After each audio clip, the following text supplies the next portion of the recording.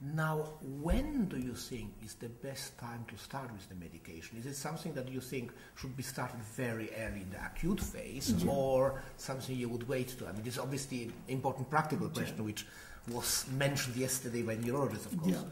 I think it's a very important question because, fortunately, there are some recent trials that have shown this, the safe and tolerability of these drugs in acute patients. There's some study of the Mayo Clinic from Rochester that demonstrated that patients with acute stroke, elderly patients with different cognitive problems, respond quite well without significant side effects to one cholinergic drug that is Aricept, donepezil, without any side effects, without any prominent side effects in comparison with the placebo group.